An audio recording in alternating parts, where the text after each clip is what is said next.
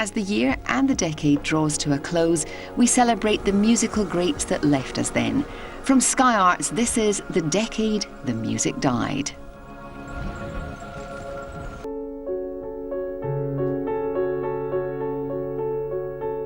Over the past 10 years, we have lost so many major icons of popular music, the kings and queens of blues, soul, and rock and roll. We've lost innovators who changed the direction of pop, and trailblazers brought down by success and fame. At the end of a cruel decade for music, we pay tribute to the legends who have provided the soundtrack to our lives.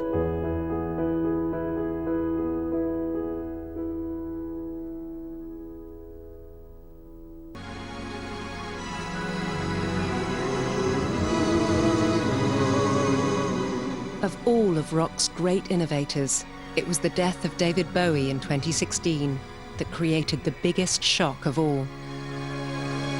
Something happened on the day he died. Spirit rose a meter and stepped aside. Somebody else took his place and bravely cried, I'm a black star, I'm a black star.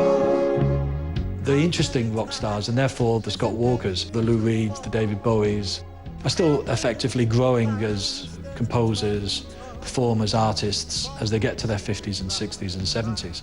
So their later work is really interesting, creatively, rather than it just being an attempt to remember what they were like when they were 20 or 30. David Bowie was the great futurist of pop, constantly reinventing himself. Small jean genie snuck off to the city, strung out on lasers and slashback blazers, and ate all your razors while pulling the waiters, talking about Monroe and walking on Snow White. He always struck me as a James Dean character, or even a Marilyn Monroe. He had that iconic personality about him.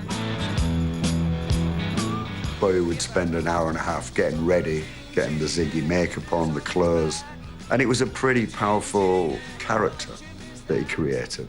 I'm very much a character when I go on stage, I feel. I mean, I Like an actor? Yeah, I believe in my part all the way down the line, right the way down.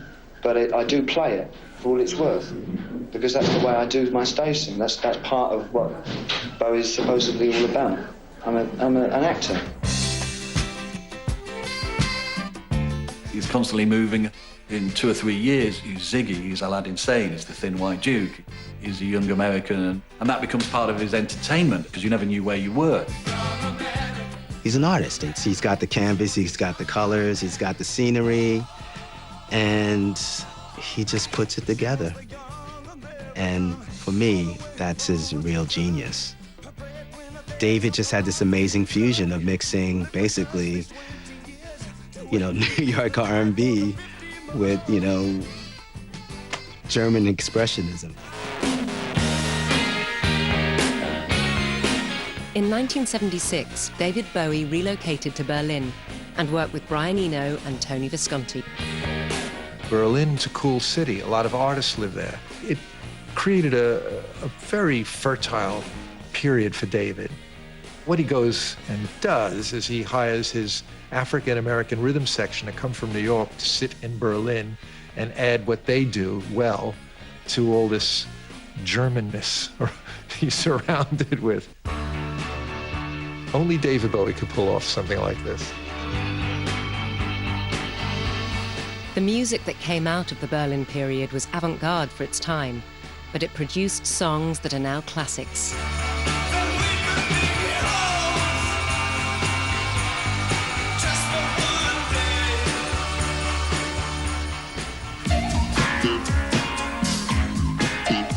By 1980, Bowie was already refashioning his legacy. A musician because it seemed rebellious, it seemed subversive. It felt like one could affect change. It had a call to arms kind of feeling to it. It's that this is the thing that will change things. It still produced signs of horror from people. If you say, I'm in rock and roll, it's, my goodness. Now it's a career opportunity. And the internet is now, carries the flag of being subversive and possibly rebellious. After a 10-year absence from music, Bowie used the internet to announce his return in 2013. It was another act of subversion. His final album, Black Star, released 2 days before his death, was an artistic triumph in defiance of mortality. I always found it fascinating in that whole last few years of his life leading up to Black Star, that he was very aware of death and dying and what that meant. And that was an unusual thing for an aging rock star to have done, because some of them just want to keep being the rock star. Whereas David Bowie is still thinking as an artist. He wants to work out how he's going to complete the circuit of his work. Look up here, I'm in heaven. Bowie is obviously the greatest of them all because he synthesized so many artistic ideas, but he had a real commercial pop ear, and he still made something that could cross over the border into a place where people could accept it as popular music. Knows me now. You know, there's something about him that will always be timeless. As long as there are human beings, David Bowie will always be popular. Stars are never sleeping. Dead ones and the